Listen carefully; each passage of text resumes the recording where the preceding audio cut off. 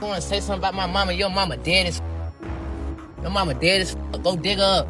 Go dig her up. The hip-hop world was already tense, but February 22nd, 2026 marked a new low in public beefs. Curtis 50 Cent Jackson, a man who has long mastered the art of trolling, decided to break one of rap's most sacred rules. For weeks, T.I. and 50 Cent had exchanged subtle jabs about Boosie battles and snitch allegations, keeping the tension mostly online. The back and forth was classic rap culture, a contest of bravado and wit, where insults about music, fashion, or streaming numbers are fair game. But when 50 Cent took aim at T.I.'s wife, Tiny Harris, by posting an unflattering photo on Instagram with a caption meant to humiliate, the feud crossed a line that many considered untouchable. It wasn't subtle, it wasn't clever wordplay. It was a direct, public attack on someone uninvolved in the dispute. The world watched as social media erupted with reactions ranging from shock to outright outrage. Tiny's dignity had been targeted, and the line between entertainment and personal attack had been obliterated in an instant. That moment marked the beginning of what would become a chaotic, deeply personal chapter in hip-hop history, one that would involve not just artists but their families and ignite conversations about the limits of beef culture. T.I.'s young son, King Harris, saw the post and reacted instantly, bypassing his father's guidance and strategic thought. He took to Instagram Live with the raw energy of youth, demanding respect and delivering a fierce response to a man who had, for decades, perfected the art of provocation online. This was the moment that shifted the narrative from a standard rap beef to a deeply personal confrontation that no one, including 50 Cent, could fully anticipate. But man, when you start talking about people's deceased parents, you crossing a line that's hard to come back from. King Harris, just 21, did not hesitate. He targeted 50 Cent's most vulnerable point, his past trauma. King reminded the world of 50 Cent's tragic loss of his mother, Sabrina Jackson, in a house fire when Curtis was only 8 years old. That wound had shaped him, and King confronted it directly in a live session that instantly went viral. He didn't mince words or couch his attack in subtlety. This was personal warfare in real time. The message was clear: if you disrespect someone's mother, be ready to face the repercussions. King also made his upbringing obvious. He was raised by T.I., a point he used to reinforce that loyalty and respect were non-negotiable in his life. The energy of his performance, raw and unfiltered, drew attention from every corner of hip-hop, showing that even the son of a legend could command a stage in this modern feud. The intensity of King's anger demonstrated a generational shift in how hip-hop beefs manifest online. Instant, unrestrained, and incredibly public. He wasn't just defending his mother. He was defending a family legacy and sending a warning that disrespecting family in this culture comes with real consequences. The live reaction alone had millions engaged, and King knew the weight of his words, wielding them like a weapon against one of rap's most formidable internet bullies. He effectively elevated the conversation from social media trolling to personal vendetta, a dangerous escalation that demanded attention and scrutiny. The entire internet paused to witness a young man holding a billionaire mogul accountable in a way few could imagine. I want to say something about my mama. Your mama dead as Your mama dead as Go dig her up. Go dig her up. The next step was inevitable. On February 24th, 2026, King Harris went full scorched earth. He entered the studio and recorded Made Man, a diss track released across all streaming platforms. Filmed in a parking garage surrounded by luxury cars, King's visuals matched the raw intensity of his lyrics. Dressed in red, he delivered bars that cut deep, referencing 50 Cent's deceased mother and even posting a sensitive NSFW photo of 50 Cent on his story, insisting on its authenticity. This move cemented the seriousness of the feud. The internet devoured every second, sharing clips, screenshots, and opinions. Enter Boosie Badazz, a respected voice in hip-hop who has lived the street code and spent time behind bars. Boosie broke down the situation, recognizing the legitimacy of King's anger while cautioning against the recklessness of crossing such personal boundaries. He acknowledged the sacred nature of family in any household and how violating it can escalate conflict beyond the realm of entertainment. Boosie's analysis gave context and weight to King's actions while reminding fans and participants that such escalations have real-world consequences. What had started as trolling escalated into a lesson about the cost of crossing familial lines. King's raw energy, amplified by modern media, transformed a feud into a cultural conversation about boundaries, respect. Post a picture of your mama because she dead. Pay respect. Stop playing with my mama. Playing like that, going like that. Boosie recognized King's position, defending his mother and family legacy. However, he also warned that attacking 50 Cent in such a direct and deeply personal manner could have serious repercussions. This wasn't just online drama, it had real stakes.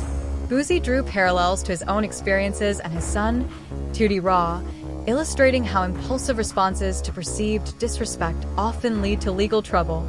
The situation became even more complicated when Tootie Raw entered the fray, posting threats toward King Harris. King fired back, questioning Boosie's authority to intervene. The feud was no longer just a battle between artists. It had expanded into a multi-generational, multi-family conflict, blending street codes, personal honor, and social media spectacle.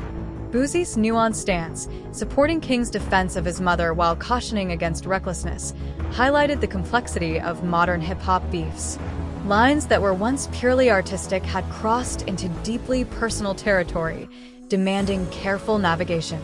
His take reminded the culture that certain actions, such as invoking deceased family members, are irreversible.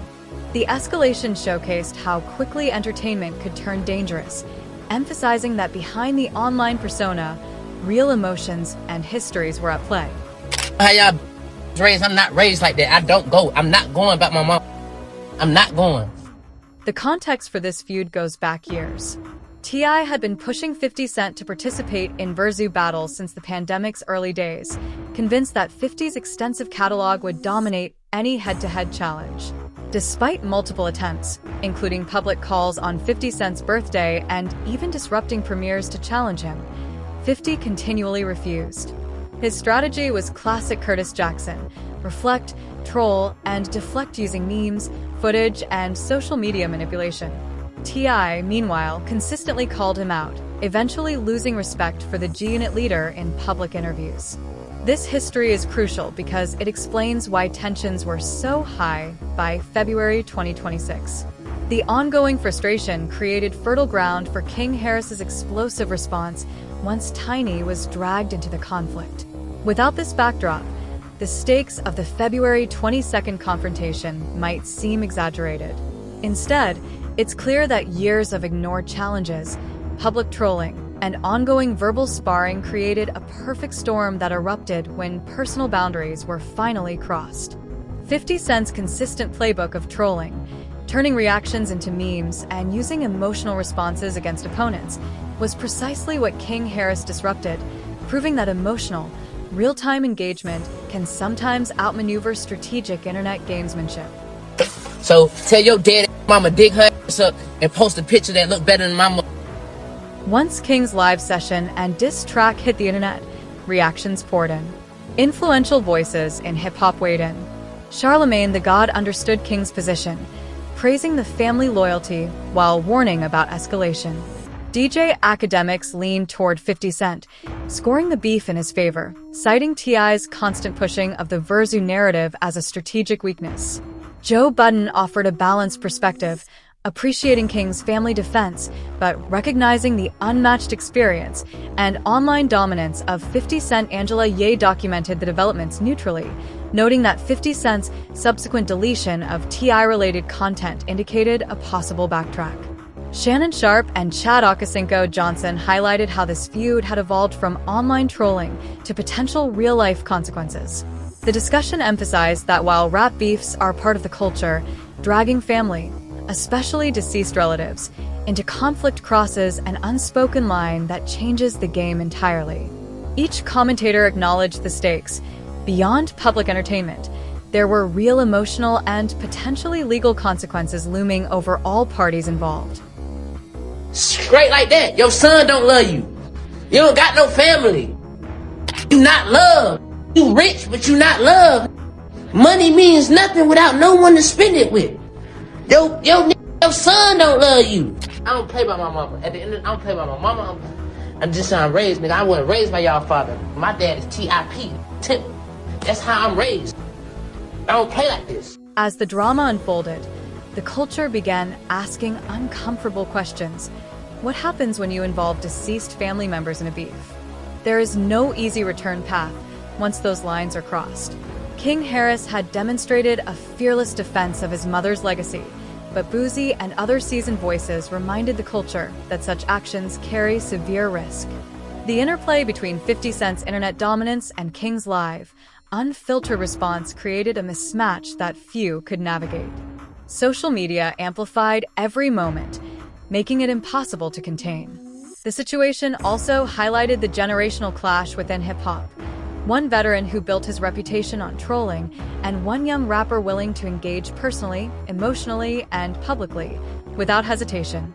The escalation served as a reminder that the modern landscape of beefs combines social media, streaming, personal histories, and street codes in ways previous generations could not have imagined.